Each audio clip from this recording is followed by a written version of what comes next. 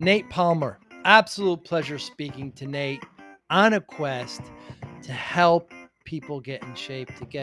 He's a trainer. He focuses on, uh, executives and kind of high-powered entrepreneurs, and just a lot of energy. Very fascinating young man. Again, focusing on why do you want to lose weight? Why do you want to be healthy? I talk about this quite often. We're up to 75% here in the US, obese and overweight. It's an epidemic here. We need to do something about it. And Nate is one of the greats that's helping. He's out of the Southwest in the Phoenix area, again, helping individuals, asking why they want to do it, not doing things temporarily.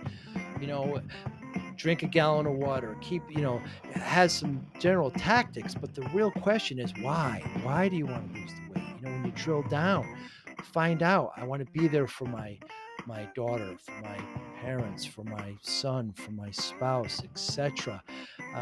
But fascinating conversation. You'll get a lot of insight, a lot of understanding on why we need to do this, and what motivates Nate and how he views discipline, by the way.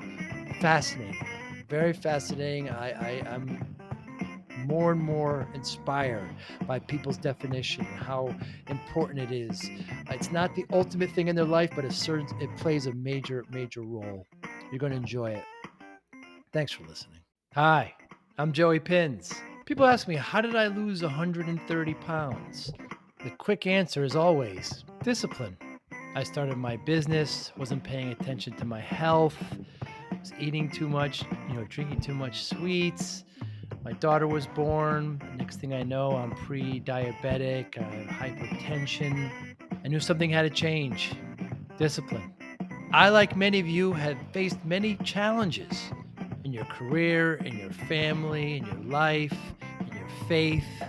How did you attack them? How did you approach them? How did you solve them, hopefully? It all had to have some degree of discipline. I'm also asked, how did you found and start a tech business that lasted over 25 years? Discipline. I was committed to it, enjoyed technology, didn't enjoy some aspects of it, but knew it was necessary. Discipline. Our podcast mission: how do we use discipline to better ourselves and society? Join me, please, as I talk to interesting people and discuss how they use discipline in their family, in their passion, in their careers, and how it helped them. Our podcast vision: growth through learning from others. Joey Pin's Discipline Conversations. It'll be light and serious. Join us, please. Thank you for consideration. Excited to have you on. Thanks for doing this. How are we Man. going to get? I'm just going to say America, but how are we going to get people back in shape, back in healthy again? You put out such great content, and I love it. But what's the secret? What are we going to do to make this happen? 75% obese and overweight? It's terrible. And I think that, like, I mean, you would absolutely know the answer to this probably even better than I would, but it's not tactics. I don't think it's like Mm, me talking about, hey, the newest protein is this, the best diet is this. It's going to be a lot more about like a mindset shift. So, like, I've primarily focused on high performers, business owners. I talk to a lot of dads as well. And the reason for that is just that I found that it's easier to get them to buy in long term to talk hmm, sustainability when I can connect their why, whether it's their kids, financial success, whatever that looks like for them, to something like to actually the actions that it takes to move the needle in their fitness, working out, drinking enough water, getting enough sleep, all those things. Because it's purely vanity focused. Or I worked with brides for a little bit. You get to the point where the wedding day, and then it's like, well, see you later. Like, you've mm. checked the box and you've moved on, right? And it needs to be a lifestyle. So I think that it's more about the questions we're asking ourselves, the stories we're telling ourselves, than it is a new tactic or a new diet. Yeah, because I know many people who lost a lot of weight, Nate, and then they just get it back. It's I mean, terrible. biggest loser has what, a 99 or 100% recidivism rate. Those I guys didn't know that. every it's insane, yeah, because they've cut them down to 1,200 calories, made them work out 3 or 4 hours a day. So if there's not eating that like 1,000 to 1,200 calories and busting their asses for an hour, they gain the weight right back. It's not sustainable. Mm, mm. So making that shift, that's I lost a lot of weight, and for me, my kind of 135 pounds, right? yeah, yeah, terrible what I put myself through. I didn't realize it, but my come to Jesus was the doctor told me, "Hey, look, you want to see your daughter. You want to see her graduate high school. You're pre-diabetic. You're pre." So and I've been an athlete my whole life. So I said, "Okay, I've been doing something here. I'm just going to change the way I do it." It wasn't anything temporary, but that was me. Uh, and losing weight maybe is the most difficult thing. I don't know, whatever, top 10, top 20, whatever it may be, but it's very difficult to do. And but it's not a temporary thing. All these diets, all these fad diets, like you say, proteins and things like this, just seem like these. When I get asked, "How'd you do it?" Like they're expecting some crazy thing, like I climb trees every day or something. Uh, That's the some secret. that's a secret. I had no idea. It's ridiculous. I just, I settled it down to discipline, as you know, but that's just a lot of focus and wanting to be around. So how do you frame it with these high performers and entrepreneurs, on how to change a complete lifestyle? So I've always found that people don't like to be told what to do, especially high Mm, performers. They're typically like type A kinds of people. I do a lot more like reining in than I do like pushing of these guys. So mm, I don't. If I just tell them, hey, you got to do it like this. The reason you got to do it is for these reasons. It doesn't stick. So what I end up doing is asking a ton of questions, and I always preface it like this because I feel like a lot of people are like, well, I see what you're doing. I don't want like I'm not. I don't want any part of it. So I'm like, I'm not trying to trick you. I'm gonna ask you a bunch of questions. I'm gonna ask you why a bunch of times, and the point is not necessarily to get you to admit something to me. It's to find out like the true reason you want to do this. And I'll tell you like, here's an exact conversation I had with someone last week. Where I wow. go, like, what do you want to do? What are your goal? He's like, well, I want to get fit. I'm like, all right, what does that mean? What does that look like? Mm, And he's like, well, I want to get healthy. I'm like, okay, why is that important to get healthy? He's like, well, I feel like it's bring my blood sugar down, my triglycerides down, just like, okay, like why are those things important? Okay, so I live longer. Great, mm, good answer. Why is it important that you live longer? Because like now I feel like people start being like, well, obviously it's important I live longer. I'm like, well, say it. Say the thing. Well, I want to be around for my wife. I want to be around for my daughter's graduation, like you were talking about. And I mm. was like, okay, why is it important that you're around for your daughter's graduation? And I think this is the question. And if people can answer this, then they can stick with it. You go, then the guy literally said to me, he's like, hey, like I've never said this out loud, but I want to be the man that I did not have when I was growing up. Mm. And so that now we're not talking about biceps anymore. We're not talking Right. about protein. We're not talking about the keto diet. We're talking about what actions do you take that way you can show up every single day for your kids and be the man that you never had. Teach your kids what you never were taught. And that's a different question than how do I train my abs? Hmm. Yeah, you're finding out what motivates them and what they're yeah, you just keep drilling down. That's very, very interesting. And then from there, you can use that motivation, you could use that in everything that you do. That's 100%. fascinating. You keep So drilling down. when I say, hey, like I need you to drink a gallon of water every single day, it's not like you need to drink it so you be skinny. It's like, hey, do you want to have a lot of energy for your family and be able to show up big time when your Mm. daughter is 20, 30, 40? Drink that gallon of water. Like, like it's everything can come back to that goal, the big goal, not just these superfluous things that kind of, cause us to have these like up 20 pounds, down 20 pounds, up 20 pounds, down 20 pounds. We're riding that roller coaster all the time. And what's a typical engagement length with somebody like that? I mean, do you get them to a certain point and just kinda give them their, marching orders, and, how Kick does them that out of the work? program. Yeah. So I've actually changed this up recently. So previously I was doing like 3 month and then kind of like a month to month coaching program. My average like client retention was probably about 4.5 to 5 months. I've had people stick around for years and some people, drop off right at the 3 month mark. But what I've started to do was give two options. Now I do a 6 month or a 12 month engagement. Those are my only Hmm. two ways of working with me outside of like, some like intro level packages and whatever because I was tired of people thinking that it was going to be a 6 week fix or a 3 week detox or something like that, where it's like, hey, like just hit that Amazon Prime easy button and then you're out the door and you can worry about other things. This is a lifelong endeavor and it requires a lot of tools. It requires a lot of problem solving. It requires a lot of patience. So when people were hitting that like 3.5 month mark, which is invariably where we see this dip in Really? motivation, we feel like people will kind of sometimes backslide. There's always a plateau between month three, like 3 to 4. Hmm. So there's things that happen in there that like that we needed to work through together, but by having a 3 month package, people were just like, "Oh, I guess it's not working anymore," falling off and then backsliding. So I'm like, "No, you got to stay in with me, and we're going to work through this together, and we're going to have those hard conversations. And I'm going to tell you, here's what you need to expect.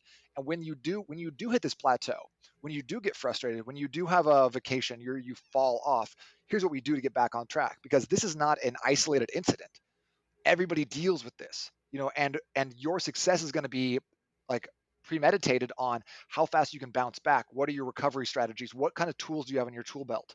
It's not going to be all about like a one and done type of situation. I want to break that idea, because we live in the Amazon Prime society, right? We want it now or yesterday, even better. Yeah, they want immediate, just immediate things. That's just the world we live in. Has there been a situation like the tough conversation? The one of the biggest obstacles I see is that we all have friends that fit in the obese category, and you can't. It's difficult to bring the subject up because it's very delicate and it's very, you're attacking them and you try to work around it. I'm not worried about how you look. I'm worried about your health. And have you ever had a situation where somebody kind of, when you drill down with them and ask them why, they said, "Well, somebody's making me do this." Like a doctor or a spouse, something Something like like that. that. Yeah. Yeah, so I've had a couple situations like that, like where people have like come to me and been like, "What can you like do for me?" And I'm like getting all this resistance. They're giving me one word Right. answers. I'm just like, okay, like let's time like pause this for a second. What's going on right now? Like, Mm, why are you responding this way? It feels like there's a lot of friction. I like to call that stuff out. I'm good for you. not a walk on eggshells type of person. I really want that Yeah. everything to be front and center, set expectations really well. So people sometimes be like, well, like I I truthfully don't even want to be here. I hate this stuff. And I'm like, all Mm, right, well now we're having a real conversation. Because at the end of the day, I can't make anybody do anything. I got a 3.5 year old daughter. She's much smaller than me, and I can't make her do anything. Like like I've I used to think that I could like, if I was bigger and stronger, if I was more mentally into stuff, I could make people like just assert my will on them. And maybe I just haven't figured it out yet, but I can't do it. So until someone is ready, right? Like I've heard that quote: when the student is ready, the master will appear. You mm, can't force someone into this. So like I'm always trying to talk people out of my programs. When I get on calls with people and they're like, "Hey, yeah, that sounds good. You're doing promotion." I go, "Listen, sounds like a really busy time in your life. Do you feel like this is the right time for you to start something like this? You got hmm, a baby on the way. You're going out of town in a couple of weeks. Like, why now?" Like, so I'm trying to get people to like come back and be like, "No, I want this. I want them to fight for it." mm, Because otherwise it's going to be like pulling teeth and stuff like that. And especially when I was a personal trainer, I had a lot of those conversations. I just want to be, I just gonna be show up here and hopefully my push-ups will get done for me, and then like maybe I'll be mm, fit. And you're like, and that's a tough client, and that person will drain your energy if you're not careful. So but like coming back to your original question, when if I have like someone like in my friend group who is overweight or obese, I personally don't think it's any of my business mm, until they bring it up. And then when someone is like, I want to make a change, I give them support, I give them tactics, whatever it looks like. And then if they don't follow through, then I get upset with them. But hmm, I do not care what anyone does until they've said, I want to make a change. As long as your actions and your video and your audio are aligned, hmm, your actions and your words are aligned, great. Like if your actions and your words are, I eat French fries dipped in gravy, and like, okay, live your life. I don't care. But when you say, hey, I want to make a change, I need to show up for my kids big time, and then I say you eat French fries dipped in gravy, I'm slapping that out of your hand. all right. Don't give me And, permission. and how do you recommend how do you recommend people do it for their friends and loved ones? Do you think that same approach? I mean, the pandemic has taught us, we could have, I don't know what the number is, how many lives could have been saved if we were just in better shape, Nate. I mean, we had so many people, and never did one time did the government say, "Hey, let's start walking. Let's use this opportunity to get in shape." It was horrible. It was absolutely horrible. Yeah. It's just so simple. Just start walk, just do some simple things. And a lot of times the opposite happens. So what do we do with friends and family that need your help, that can benefit from your service? I mean, at the risk of just of like saying like honestly, I don't know. Like, okay, Mm, like rewind to where when you were overweight, 135 pounds, right. what what could someone have said that would have made a difference to you? Like, because personally, I don't take non-requested, like unsolicited advice Mm, well at all. You know, if you right. come to me and you're like, you know what you should do, I'd be like, you know what you should do, Yeah, that's get right. your finger out of my face, walk out the door. You know, like I'm Yeah. not, I don't know, man. Like you're East Coast guy, you're New York, right? Yes, yes. Someone Yeah. comes up to you and says, "Hey, man, you're overweight. You need to fix it." What are you gonna Right, say? right, right, right, right. Yeah. I'm curious to Yeah. like, but I'm seriously curious. Like, what, like, is there something that someone could have said to you that would have changed your perception? You know, it's funny when I see pictures of myself then, and it was during my wedding, and I see some of my buddies like now, I was like, why didn't you say anything? Why didn't you, why didn't you could have said, I almost found like it's not your fault, man, but it's just I wonder if I just I because I you don't feel worse. That's the bad thing, Nate, right? You run upstairs, you definitely feel you run out of breath, but you just get used to it. You don't feel high pressure, high blood pressure, and they all said just kind of, well, we just thought it was a phase. You're gonna get out of it. You've always been an athlete. We know you'd bounce back. You're gonna be all right. That kind of thing. And I don't. It's a delicate situation. Politicians, like we just talked about the pandemic, I don't see them saying, maybe the reason why they don't say, hey, if everybody was a little less overweight, less would die, they wouldn't get votes, right? Maybe. Right? Yeah, you could be right. I don't know. That doesn't sound like a very fun thing to talk about. Not a No, sexy subject. not at all. Although, if someone was like, if a politician was overweight and was like, "Listen, guys, That's one thing. I'm feeling very convicted about all this. Let's do it together." Woo! I'm gonna Right. vote for that person. Bring it Nah, back. that's a really good point. Let's do it together. Yeah. Wow. I feel like Yeah. maybe that is the only situation in which you could be. And like so for me, like the way that I would even attempt to broach that subject, and it would probably still be after someone was like, "Hey, I'm trying to move a little bit more. I'm trying to exercise more." I'd be like, "Hey, come train with me. Come Mm. work out. I have a gym in my garage. Hey, we're gonna go biking this weekend. Like, come get and do it with me. You know, like that sort of thing." Especially with a close friend. But I Mm. don't think there's any situation or any world where I go, "Hey, I know you've never said anything to me, but I can really tell that your weight is going up." Oh, Like, yeah. I feel like that's an automatic, like, It is. defensive personally. It is. And maybe I'll say something here. God forbid that's a woman, right? Then that's yeah, not even not even a consideration, right? Because at Nope. least with a guy, you could, us guys can, get in a fist fight and then be best friends. Women, in fact, some of my best friends in my life, I've originally met and had fights with, and You gotta fight them at least once, know what they're up to. exactly. But that doesn't happen a lot of times with women. They just kind of battle in different ways. Why focus on entrepreneurs and like that type of audience? Why do you know how they tick? Do you know what makes them work? Yeah, I mean, like you're supposed to niche down, right? Like that's always the everyone's talking about the Mm, riches are in the niches, whatever. But hmm. personally, I'm a dad. I'm an entrepreneur. I've been entrepreneur for my entire career up to this point. Kind of kill what you eat. So I understand what Mm, that feels like. I also understand what it feels like when you don't have energy and you're an entrepreneur, and versus what you does feels like when you have energy and you're an entrepreneur. It's a night and day. And if you can connect entrepreneurs, we want to be successful, right? Like yeah. we are achievement driven, we're goal driven, we want the accolades, we want the achievements. And so if I can say, hey, you're going to get more achievements, more accolades, more financial success if you simply get 8 hours of sleep a night, if you Mm, simply have a protein and a fat in the morning rather than a bagel, if you simply drink a gallon of water every single day. Hey, if I can tie those things back to what your bigger goals are, because not everyone is just over here geeking out on Bulgarian split squats and push-ups. They're not interested in that. They're interested in how can they can take their business, their baby, and transform it into something that really serves them and their families. So we got to meet people where they're at, and that's who I am. That's how I tick. So I'm not necessarily like on the same wavelength as maybe someone who's just like working a 9 to 5 just for the weekend, or a mom mm, who's just had a baby. Like we're yes, with my program help them, yeah, but maybe the way that I talk was not going to resonate with them. mm. Maybe the way that I'm trying to like bring this like bring people like the best out of people and get them to do some of these activities not going to resonate. So I tend to stick with like what I know. Yeah.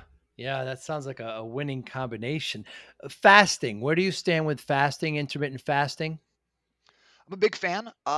I love a prolonged fast way more than I like an intermittent fast. Hmm. So I did the 16 and 8 fasting for about 2 years personally. Used it with a lot of clients. Thought it was like it was a great way to get people to eat healthier, make better choices, be a little bit more in tune with their nutrition. But at the end of the day, what I was finding was that it was making these guys have bigger meals at the lunchtime meal. So they'd be really hungry. 12 o'clock, 1 o'clock rolls around, they eat a big Chipotle burrito or whatever. Because they're like, I fasted all morning. I can kind of have whatever I want. It's a little more loosey goosey. Hmm. And then they're crushed the afternoon. They're tired. They're slow. And again, energy is kind of the most important thing. And if you can manufacture that for yourself, for your clients, they're going to be a lot more successful. They're going to feel better. So what I like to do now is do a single 24 or 48-hour fast Wow. once a week. You can actually get, this is really interesting, the 3.5 times the benefits of one 16-hour fast by doing a single 24-hour fast. Wow. Because the thing they talk about in fasting is this process called autophagy or autophagy if you're reading it. But that is the process where your body will start breaking down and pulling out broken cells and like things that need to kind of be replaced and replenished. So it's your body's natural detoxification and cleansing mechanism. No pills, powders, or potions required. But in order to get there, you need to be pretty depleted of your natural glycogen stores. Your body needs to be not digesting foods. And some people say that can take anywhere between 20 or 14 to 20 hours to get into the process. So Hmm. I say if you're going to fast, let it run and like let's get the most out of it. So if a 24 is worth 3.5 16s, 48, I don't even know the number on it, but it's got to be like exponential based off of that. And people who can run a 48-hour fast once a week, it just frees up so much emotional, mental energy in terms of nutrition. It gives you just so much more wiggle room. I think of it as like a airbags or like an insurance policy. So if you're doing that and you go out and you have a couple beers and a burger, it's not the end of the world. You don't have to be monitoring every calorie. And most of my Hmm. clients are not going to track food because they already have enough little nitty gritty stuff going on that's just another like annoyance, another thing that like just kind of adds up, sits on their shoulders. So if I can get them to get results without tracking their calories, much more sustainable long term. Wow. Yeah, I mean, I've done I've been doing intermittent fasting for a while now, about a year, but yeah, I've gone I think I've done a 24. It's amazing to me, Nate, how when you're fasting, you go to bed, you're so hungry, and you wake up, you're not hungry at all.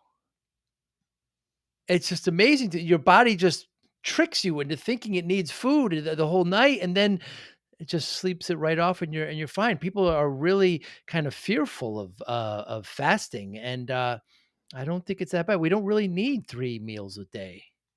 No, most of us don't like move enough to really justify having as much food as we think we should have. Really, like no one in this country has really been hungry since the 1940s, anyways. It's like Mhm.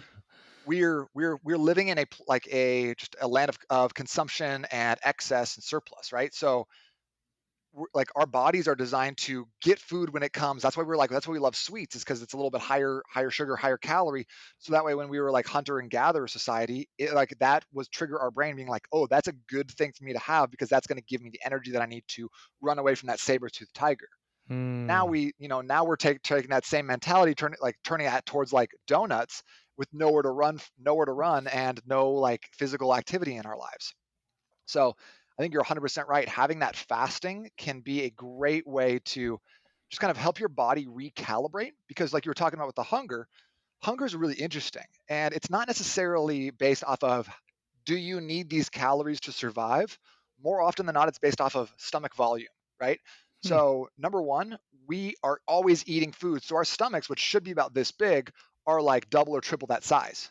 wow. So, with that in mind, most of us aren't eating a head of lettuce every single night for dinner. So, the volume we're getting is from like protein, carbs, and fats, mostly carbs and fats, right? So we're trying to fill up our stomach to satisfy our hunger. But in reality, we're not hungry for the calories, we're hungry for the volume. The Hmm, second thing that hunger tricks us in is we have bacteria in our stomach. And some of that bacteria is great and helps us digest food, and some of it is not so great and feeds off of the sugar that we give it. And so we have a lot of sugar in our stomachs, and we eat like have a Cinnabon. I would love a Cinnabon right now, just in case you were wondering. I would always like one of A those. split one, sure. But you feed yourself some sugar, and you'll notice this a lot of times. If you have sugar, you're going to want more sugar later. You kind Oh of get yeah, like, wow, I get a yeah. sweet tooth now. So that bacteria in your stomach has a direct line to your brain, and it can ask for this hormone called ghrelin to be released. And ghrelin is the hunger hormone. So like that's why if you have like the standard American breakfast, you have a bagel or some like frosted mini wheats or whatever it is at 7, 8 in the morning, 9:30, 10 o'clock, you're like, why am I hungry? I just Mm, ate. And it's because that bacteria in your stomach has sent a signal to your brain to say, hey, let's get some more sugar in here to kind of keep feeding the beast. So with those two things combined, kind of the volume, the sugar, and visceral fat to a like which is the fat or like kind of around the midsection to a certain extent, we can get these phantom or fake sugar or hunger cravings all the time. wow. And I think that those like hunger cravings and energy are two really important signals that your body sends to you that we oftentimes just overlook and think, oh, I'm hungry. Oh, I'm tired. Or not really take it like the next level and be like, why is that? What's causing me to be hungry right now? Is it the meal I just ate? What's causing me tired right now? Is it what I ate last night? Why did I wake up with brain fog? Is it because I had 4 pieces of pizza and a beer? Like Mm. we just accept it and like I guess I'm tired. Guess I didn't sleep well, without looking at the root cause and what's needed to fix it. Those are two like red flags that your body's waving: hunger and Wow. energy. And if we can start listening to that and paying attention to the communication that our body is giving us on a regular basis, we can start eating really a lot more intuitively. Fascinating. And I wish people would really understand that. It's really, really important what you just said. Is it important to have breakfast? For some people, it is. For some people, it's not. I tend to be more on team breakfast than I ever used to be. I used to write articles being like, "You don't need to eat breakfast. Breakfast is the most Mm, important meal of the day. That's stupid." But what I found again, like having like a higher quality breakfast, again shooting for proteins and fats, eliminates some of those hunger pangs leading up to lunch. So you're not having a bigger lunch. You can have a really light lunch. So if you kind of mm, eaten light at breakfast, you've eaten light at lunch, it gives you the flexibility to have a larger dinner. And I think having a larger dinner with higher carbs can help you facilitate better sleep. So hmm. it kind of rolls into each other, especially if you're incorporating the fasting. That's what I talk about in the book here is like I call them Yeah. 7 daily investments. So I talk about how to structure your breakfast, how to structure your lunch, how to structure your dinner in a way that promotes daily energy. And like, but again, Joey, like talking about all this stuff and the tactics and like the idea behind autophagy and ghrelin and leptin, these hormones in your stomach and hunger, it doesn't matter. None of this Mm, matters until we can determine why is this important to me. So like, yes, mm. you're right. This is important. Like this is important, and more people need to understand this. But some people are listening to this right now, and they're just letting that slip over their head because they have no why.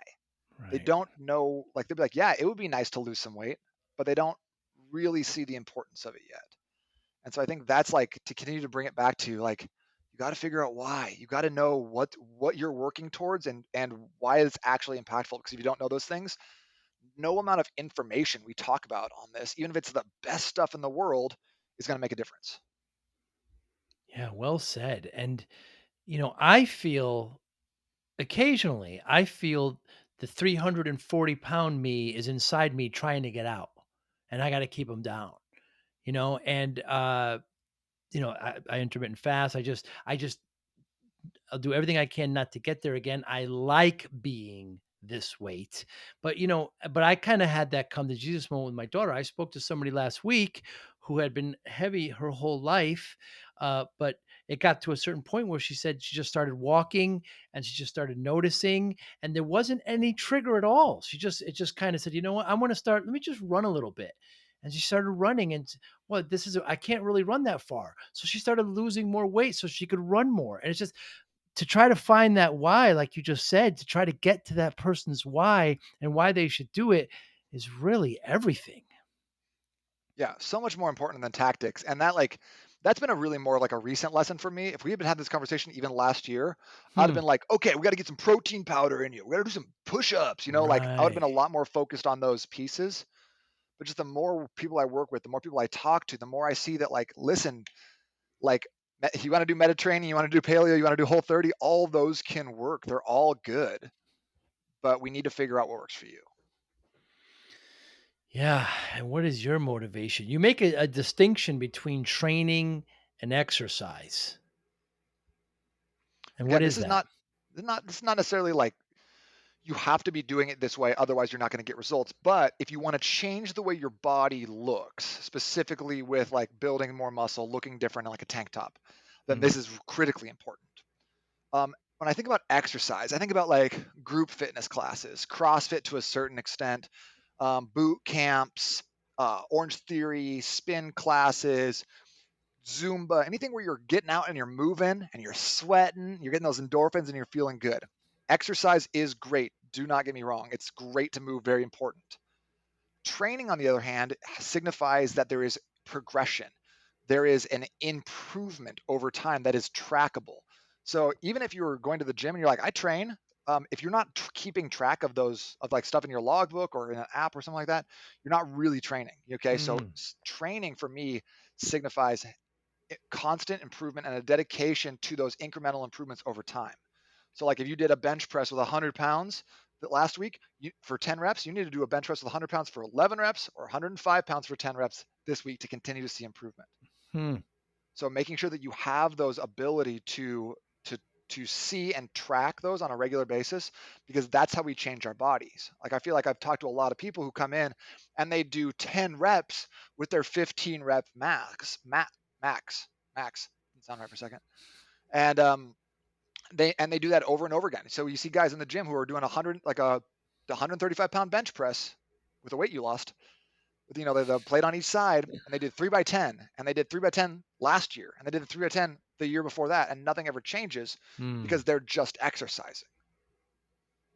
Very clear distinction. When I started losing the weight, I cut out all sugar, all sweet drinks, and I just replaced it with water. And then everything I was eating, I pretty much continued to just cut in half. But then I did a lot of spin just every day. I did something and it was pure exercise. And then I lost about 100 pounds 7, 8 months later. I said, I need to do challenges. So I started doing triathlons. And then you're specifically training because now you're swimming, you're running, you're biking, you're logging. You have to show improvement. You have to get better on your stroke. It's a very clear distinction. And then I kind of went to CrossFit where people were training and trying to get better, but I was treating it as exercise. And again, I guess it just depends on what your goal is and what you're trying to achieve. I never Totally. really And I'm looked at like, it that way.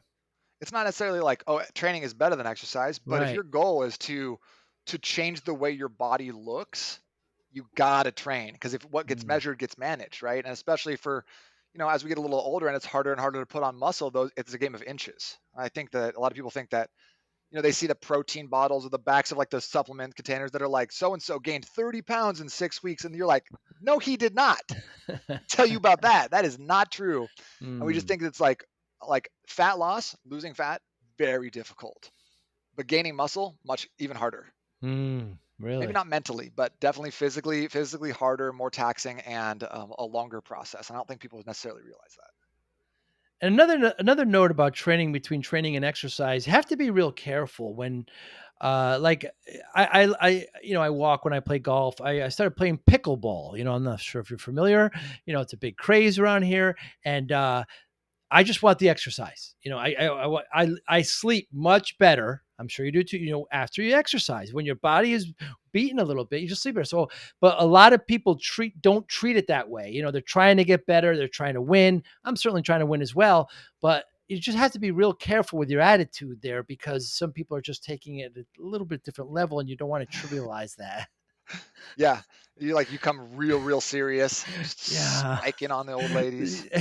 Yeah, exactly right. There are all this training equipment and and there's talking strategy. Okay, sounds good. Yeah, But you want to just tread lightly there because some people are kind of dedicating. I found that in CrossFit as well, right? I mean, there's a lot totally. of diehards, A and lot of people, yeah, a lot of people train in CrossFit too. They're yeah, constantly trying to improve their one rep maxes, but sometimes it's just people go and they're like, I'm just looking for a beat down. That's that's okay right. too. Yeah, yeah, that's what I was doing. Yeah, yeah. Did you get your PR today? And I said, well, I'm not even sure what my personal record is with this, but I did get a good sweat, Yeah, but I am and sweating quite a bit. I was that's laying right. on the floor earlier. Now I'm That's up. right. Now I'm up, yeah, and I'm sore and I'm gonna sleep like a baby. Yeah. Absolutely. What a That's the other thing is fast like if people I can't understand how people don't exercise because I don't know you do all your energy. How Yeah, do you that's a good how do point. these people fall asleep? What do they do? Yeah. I'm such a grump when I don't exercise too. My wife's like, get outside, do something. Pissing all of us off. I was like, Yeah, and there's probably a connection. I mean, you mentioned how important sleep is. I always say sleep, diet and exercise. But I mean, if you're not exercising, you got all that energy, you can't sleep, and it probably interferes with it. Your body rewards you when you treat it well. yeah, that's a great way of putting it. It really, really does. What a fascinating childhood. You're homeschooled. I enjoyed watching your improv set with the American Girl dolls, and Thanks I for mean, checking that out, man. I appreciate now, it. how long did you prepare for that? That wasn't your first time. That material was not cold. No, that was I had I took a class. So over a course of Ah, 4 weeks, we kind of came up with some stuff and ran some jokes past. But I was probably working on it like a solid 2 to 3 hours a week, like writing that stuff.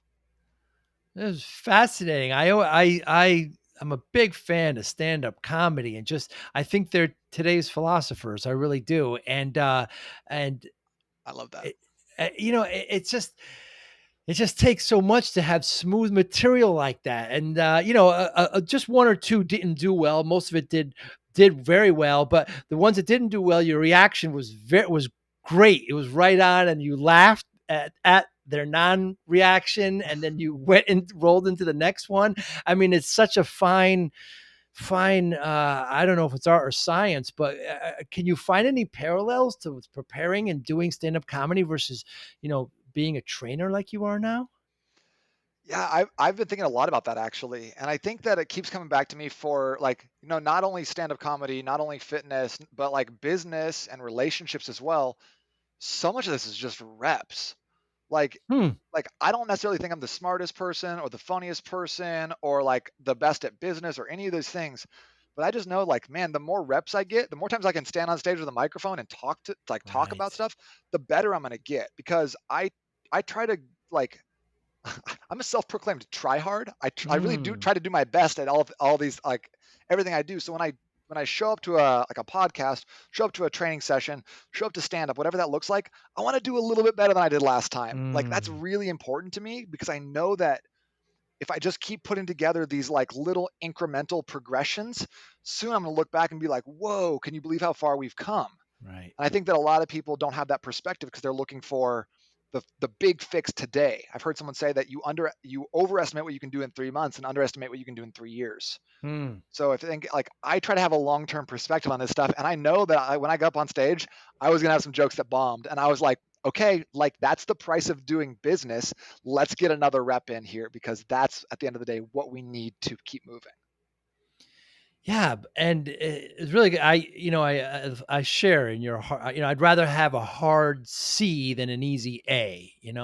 I believe in just kind of working hard at it. But when you're doing your comedy up there, it's not just, hey, the three guys walk into a bar. It's this happened to me on this day, and this is how I reacted, and it wasn't the best reaction, but this is what But so it's you're spilling your soul a little bit. It's just not like this is what my childhood was like. This is what I do now. This is what I have. So it's very much introspective, and it's opening up, and it's comedy is not just joke punchline. It's life Therapy. experience. Yeah, it's therapy. Yeah, and it's comedic because we don't respond well, or sometimes we do respond well, and that's funny. And do you take a lot of liberty in some of the things that you talk about, or is it you stay on, you do it more for the joke? A little bit. So when we first Mm. went, it was amazing to go to the class because otherwise I think I would have just had a really hard time and struggled with it.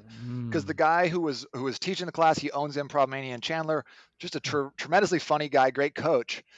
And so he was like, "Okay, come up and tell us a little bit about yourself. Tell us some like interesting beliefs you have. Tell us a little like some like interesting things, unique things about you." And I was still like, unique guy. I got a lot going on. So I Yeah. told him all about myself and like some of the stuff I've done and my job, my business. I wrote a book. And he's like, cool. Can't use any of that. None of that's good. And I was like, what?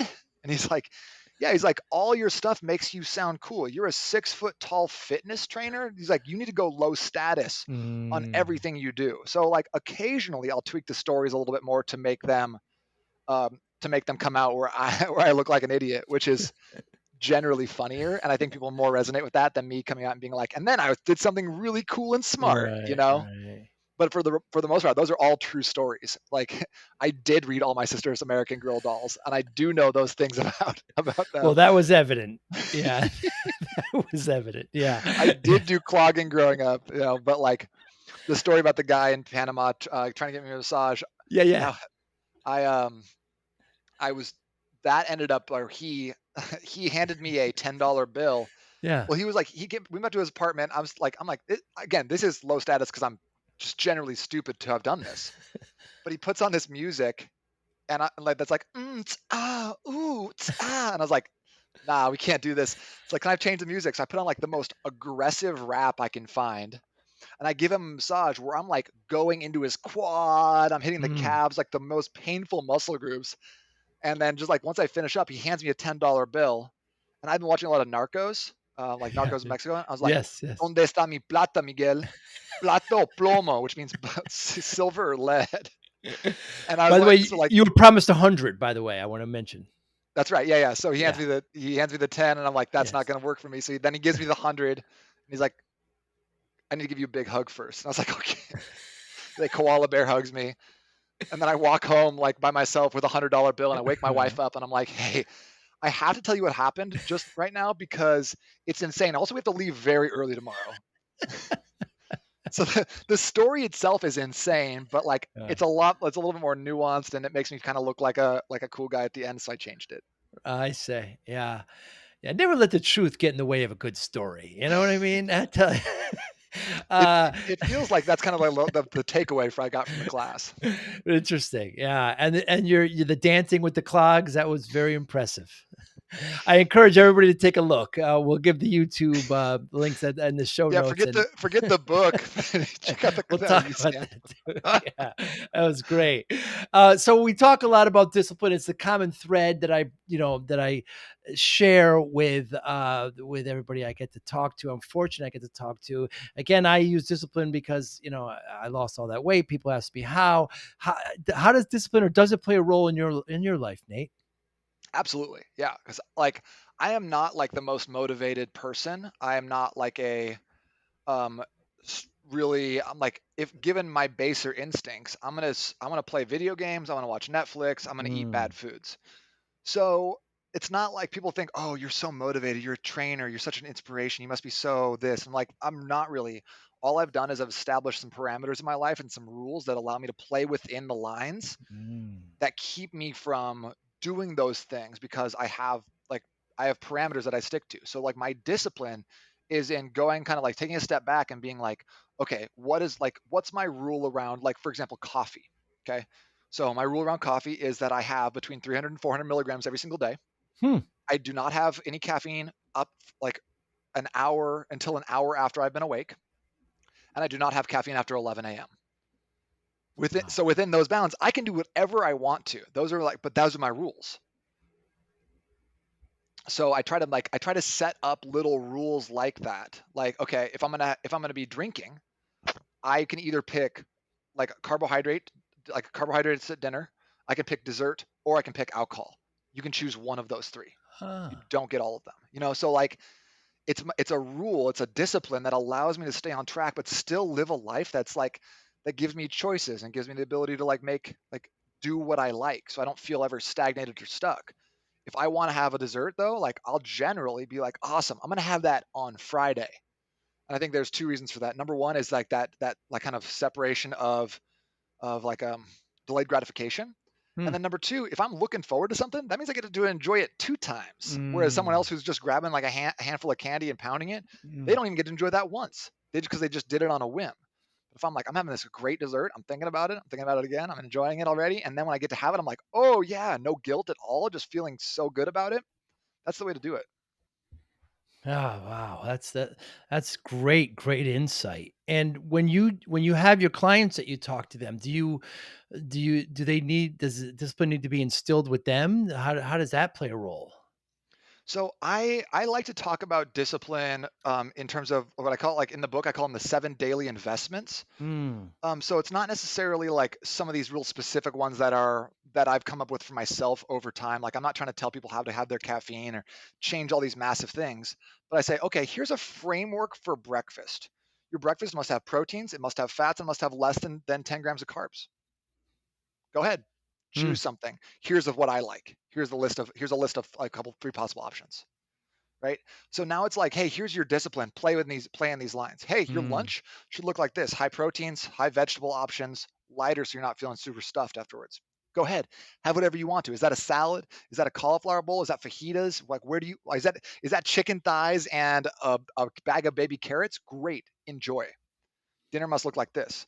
And then so the other daily investments, there's 20 minutes minimum of training every single day. So getting out there and getting a sweat on every single day, drinking a gallon of water every single day. Some people are Mm. like, is it less or is it more? Body weight divided by no, just drink a gallon. Keep it easy. Yeah. Let's make this simple for everybody. And then I have one called the final deposit, which is taking a moment at the end of your workday or before bed to write down what are the things that I need to accomplish tomorrow that would make me feel very successful. So whether that's picking up my kids from school, finishing a podcast, writing an email sequence, doing my training, whatever that looks like, writing those down so you can pull it out of your head, put it onto a sheet of paper. Again, just a simple act of Mm. discipline that's going to create extra clarity, because everything that I try to teach people is I want it to be really, really low cost, really, really high reward, high ROI on everything. So that way I can actually show them, hey, it took you 5 minutes to do that, but like the clarity you did, you cut down on an hour's worth of like meandering around checking Facebook, looking at Instagram because you now know exactly what you're supposed to be doing. You don't have to go to the kitchen and be like, what am I having in here? Okay, is it like that feeling when you go to the refrigerator 3 or 4 times, and each time your standards get a little bit lower. Mm. If you roll up and you're like, I know what I eat for breakfast, it's a protein shake with these 4 things in it. You've taken all that like that mental capacity for decision making that you've been wasting on your breakfast, and you can apply it to something else in your life that's awesome and important. That's something that you actually like, because thinking about and deciding what you're gonna have for breakfast is the most boring like waste of your mental energy Yeah. ever. Line it up. Don't worry about it ever again. So And the I would dis say maybe I'm not even the most disciplined person. I just have these rules in place that allow me to play in the lines. Yeah, I think that's what I get pushback on discipline. Like, people say you need love and compassion and, it doesn't not everything, but just set up parameters and just set up guidelines. I just think I even to have love and compassion, you need a certain amount of discipline, I think, just to keep that in order. I'm with you. I'm the same. I'm not disciplined in everything. That's for sure. The discipline it took to write the book and podcast. I mean, that's something right there. Not everybody does that.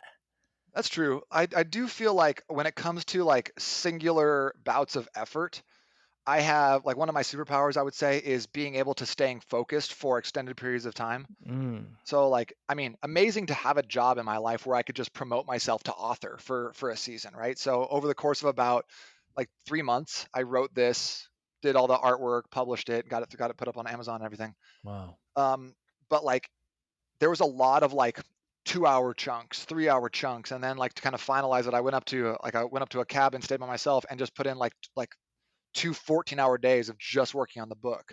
Wow. So, but I love that kind of like monumental effort that's going to result in like an actual like physical thing where you're done and Mm, you're like, look at what I did. I'm so proud of it. And especially this because I could kill a fly with this. nice. That's important. I can't kill a fly with any of my ebooks. Mm, or your podcast. Yeah, it'd be harder.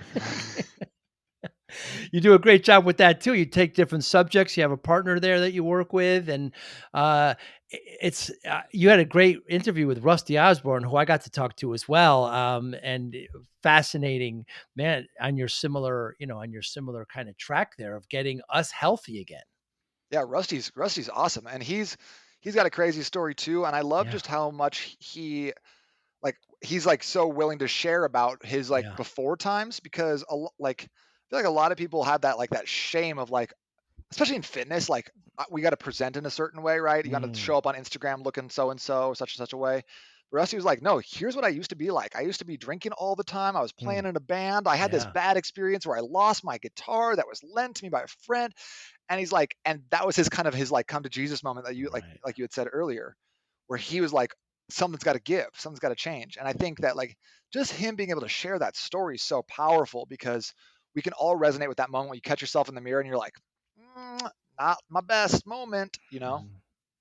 Yeah, yeah, it just like in comedy, people wanna know that you're human, right? They wanna see that, and that way they can relate. Nobody wants, somebody, I get to speak to this one gentleman from Liverpool, England, and, one of the big differences he says between kind of the English and the Americans are, in America, when somebody does well, we think, "Boy, I'm gonna be just like them. I wanna work hard and get just like them." Over there, they kinda have the attitude, when I see that person, I'm gonna get them. It's more vicious, it's more spiteful, and it's just a very kind of different reaction. But regardless, people still want to know that you're human, that you have faults, that you're just like me, and you can get to hopefully you can get to where they are. So, what motivates you, Nate Palmer? What motivates you? So I actually spent some time thinking about this recently because I was doing some business coaching for other personal trainers who were bringing their businesses online, helping them develop Facebook communities and emails and podcasts and those sorts of types of like business things. But I recently parted ways with all my business clients, and I'm no longer doing that because I just like in the last couple months was forced to get some clarity on like what do I want, what am I looking for, Mm, and being in that business coaching realm, it was always about, hey, how do I get to $5,000 months, $10,000 months, mm, $20,000 months? There was like it was as if that like that monetary like piece was indicative of your success and your value as a human. And I found myself falling into that trap. Well, what if I just need to get to that next level? What if how do I get to that? How do I push? How do I make sure I'm making this much money? And I realized that it's never been about that for me. Like the reason I've kind of been in this business is number one, I want to get the population healthy. We want to get hmm, out of that obesity. Number two, personally, I want to have location freedom with my life, and I want to have time freedom to be able to be around my family.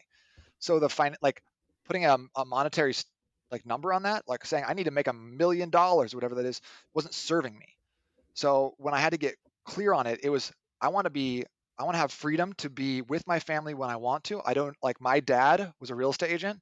He worked a ton. He was always busy, came home late, worked like just so much of his life was dedicated to work. And I don't want to do that. I want to be around for those moments with my family that are like the in between times, like the kids are just running around playing and stuff. My daughter's out in the backyard this afternoon. I got to pick her up from school and drive, like, had lunch with her. She's in the oh. backyard being like, Dad, I got to rescue this skunk from a tree. And I was like, I don't know if you know how skunks or trees work, but you know what? I'm here for it. And like I just like it's not like going to the Grand Canyon or something like Mm. magnificent, but it's these simple moments that I'm so glad I get to be a part of. And that's what motivates me. That Yeah, and that's Bulgarian split wonderful. squats. Oh, do you like the Bulgarian? Wait, what's the oh, no, I'm thinking the kettlebell, Bulgarian kettlebell, where you kinda get up with one arm, Oh, the Turkish get up. Yeah, yeah. Turkish, I apologize. Yeah, location and time freedom. What a wonderful notion, of motivation. So the next question, of course, is how do you measure success? And you've just kind of answered it. Yeah, so, like, I feel like it's for me, it's gonna kinda be I know it when I see it. Like, I Mm, already have location freedom, so I'm 50% of the way there. nice. We're taking a trip to Puerto Rico this summer. We're gonna spend about a month there. My wife and I are both gonna be able to work from the place we're staying. So, Wow. like, amazing that we get to do that. Like, so blessed to be able to have that opportunity. It's been, like, a lot of work and it takes taken a lot of time to get there, but like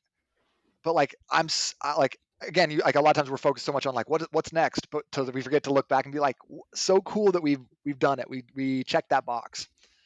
So trying to just want to be able to like raise our kids and show them different places. I think that Mm. getting out of your hometown, getting out of the U.S. gives you just a perspective that you can't have otherwise. So I'd love to for that to be a part of my kids' childhood. Yeah, travel is a wonderful, wonderful education. My father's from Italy and would like to go there. I hope this situation clears up and when we can go over there soon enough. But What an absolute pleasure speaking to you, Nate. Thank you so much for your time. Please tell us how we can get in touch with you, how we can get your book, see your podcast, watch your stand up. Awesome. Yeah. So you can check me out on YouTube. It's just YouTube. The channel is called Million Dollar Body. Um, you can get my book. I'd love to give a copy out. You can grab it on Amazon, of course. But if you wanted to just get it for free, I'll give you the ebook or the Kindle version if you want. You can go to getnatesbook.com and I'll shoot that out in an email to you. You can pick which one you want. I also have a Facebook community if you're interested in eating more tacos and losing your gut. It's kind of what we're dedicated to. It's just Nice. go joinnatesgroup.com and then yeah, just hit me up on Instagram or an email. I'm kind of always around. Yeah, and it's of course it's $1 million. That's kind of your focus. Yeah, yeah. Even though I've kind of since changed some of the things I think are important to me, but Right, yeah, million right. dollar body because I feel like when you have your health, like you can go and do anything else, right? The man with his health has 1,000 dreams. The man without his health only has one dream. So Mm, million dollar body is like one like or $1 million is one of the things you can go apply that newfound energy and confidence and self esteem to. absolutely. Well, thanks so much. I hope one day we get to meet face to face and have a cup of coffee as long as it's before 11. I'll make an exception for you, Joe. Is that right? Thanks again so much. I really appreciate your time and you be well. And I hope we get to meet eventually face to face. Thanks, brother. It was great to see you. Nice to see you. Thanks again. Thank you for listening and or viewing Joey Pin's Discipline Conversations. Please share this episode with one or two of your friends who you think may benefit from the episode. Our website, www.joeypins.com. There you'll find lots of resources and you could join our mailing list. Please follow us on all our social media, Instagram, Twitter, and Facebook. Podcast information, the video version of our podcast is on YouTube. Please subscribe. Audio is on all major podcasting platforms. Please follow them. And if you like it, please consider giving 5-star rating. Would really appreciate that. Would you like to financially support the podcast? You can go to our Patreon site. Consider $5, $10, or $20 a month. There's all kind of plans that we have there. There's like a one-time payment. What is this podcast episode worth to you?